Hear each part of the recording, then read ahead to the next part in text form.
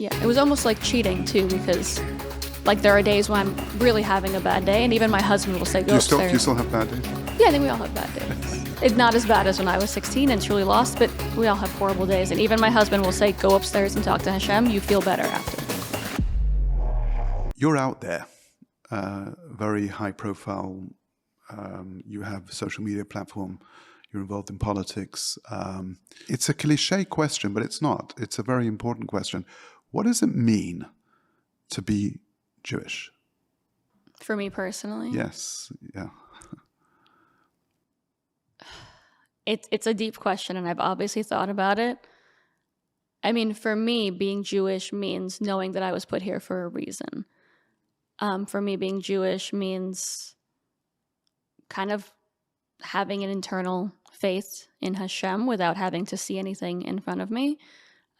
It's knowing the generations that came before me in one way or another make up a little tiny piece of my soul and can give me strength every single day. And it's strange, but it's knowing how lucky you are. I feel like it's a privilege to be a Jew and to be chosen by Hashem to be a part of that, and to know that he looks after me every single day, and that I have a connection with God that maybe some other people might not feel, even though they have it, but they might not feel it in the same way that I get to feel it, because I'm so immensely confident in the God that I know picked me and picked my family and has protected our people for centuries. It's a strange feeling, and it's like a strange confidence, because I would say I'm not a confident person in general, but I'm very confident in who I am as a Jew. It's like the one thing that I know about myself, and the one thing I can go back to when things are good or when things are bad.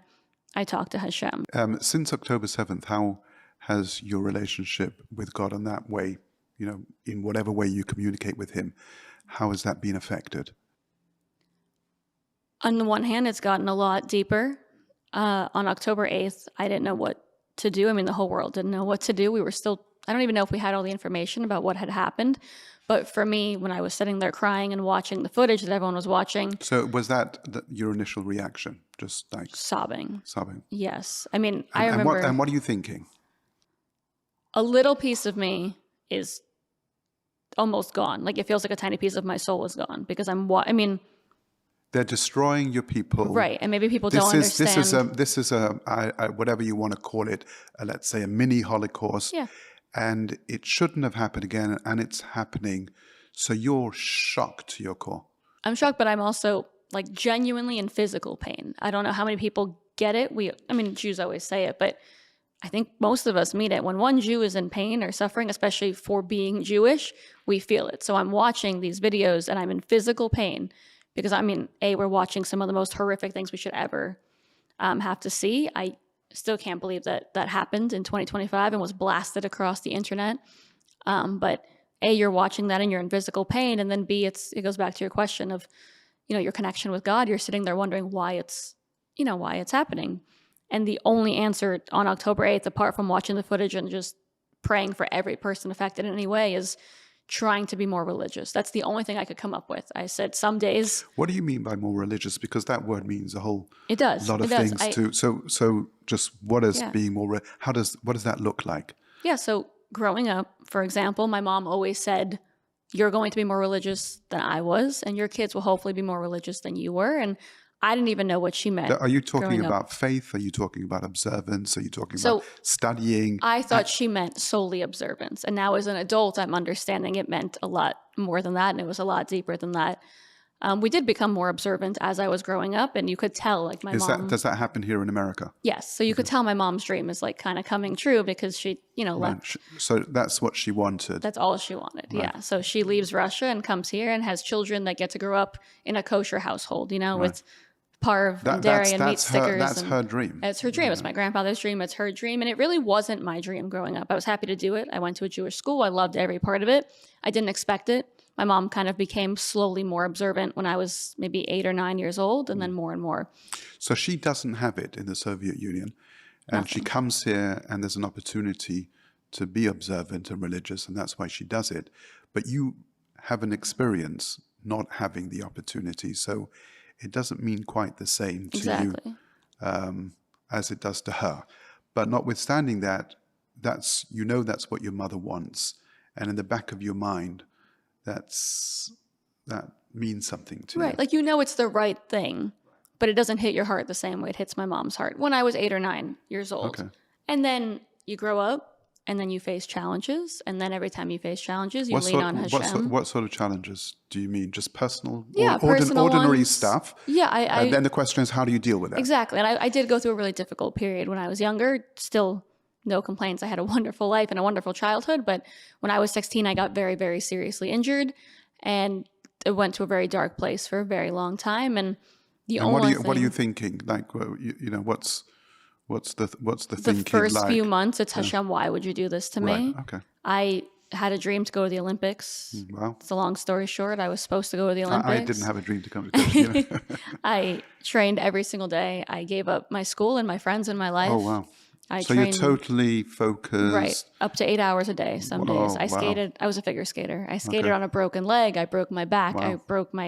I had to skate to the head. I broke my leg. I mean, I went through everything and back. And I always believed if you trained the hardest, you would win. Yeah. And then all of a sudden, I have an injury and I'm told I'll probably never walk properly again. My Olympic dream is gone. Wow. And I'm wondering, like, Hashem, why would you do this to me when I was good? I didn't do anything bad. And I practiced and I worked harder and I treated my friends well and my parents well and I did what I was supposed to do. And the only thing I've ever wanted is now gone. So a few months, I'd say, were horrible and very difficult and a lot of crying and not a lot of faith in really anything. And then... So you're going through this primarily on your own? Yeah, completely on my own. I have the best support system in the world, but when you're a teenage girl, you know, you don't really want to go cry to your parents. You just want to lock yourself in your room and write in your journal and hope it goes away when you wake up. So first it's like, why, God, did you do this to me?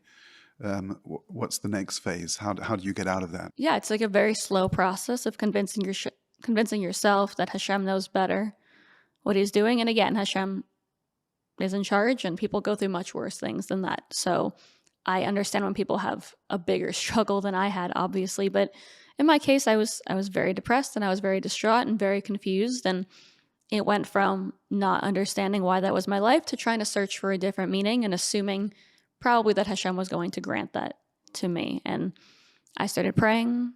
I started keeping kosher.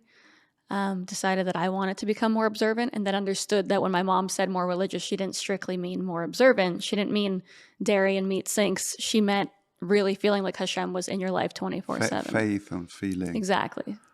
Yeah, she didn't, you know, it's like my dad is one of the smartest people in the world. Like, likes to analyze things. He's a lawyer. I think he's the first Estonian to go to 2 Ivy League schools. Genuinely just a genius. And when you watch him every Shabbat read the Parsha with, you know, a notebook and a highlighter, and, you know, he doesn't read the Parsha to read the Parsha. You thought there must be something in the Bible. Yeah. Yeah. And it's, I watch my parents and I watch my dad, who, unlike my mom, by the way, had less of those dreams because his family really was never religious. Even back in the Soviet Union, they just kind of accepted that they couldn't be as Jews. And I don't even know if my dad realized he might have a kosher household one day, whereas my mom always dreamed of it. So to watch my dad look me in the eye every Shabbat and tell me every answer to any question you've ever had is written right here, and I can show you my notes and we can discuss it, and we do. So in your life, it's precisely because you had that difficulty, that crisis, that you are sort of paying more attention to what you were taught and inspired to do by your father, mother, school. But you sort of, as a result of that difficulty, it became your own. You earned it. Right. So it becomes a part of you. Yeah, it was almost like cheating too, because like there are days when I'm really having a bad day, and even my husband will say, go upstairs. Do you still have bad days? Yeah, I think we all have bad days. It's not as bad as when I was 16 and truly lost, but we all have horrible days. And even my husband will say, go upstairs and talk to Hashem. You feel better after. And I think it's true. It was almost like a weird like cheat code that I found, that I needed to go through something difficult first to find. But even when I don't get answers, you know, we don't always get answers right in front of us, I genuinely feel better after praying or just sitting and talking to Hashem, because I know for a fact that there's something greater and there's something more important, and that someone's looking out for me, and someone that all my faith is in God, of course. And when you remind yourself of that, instead of crying and sitting and looking at my phone like I could be doing instead, even if you don't get the answers, your soul feels better. So it's almost like I discovered an easier way to go through life, because it genuinely changed everything for me.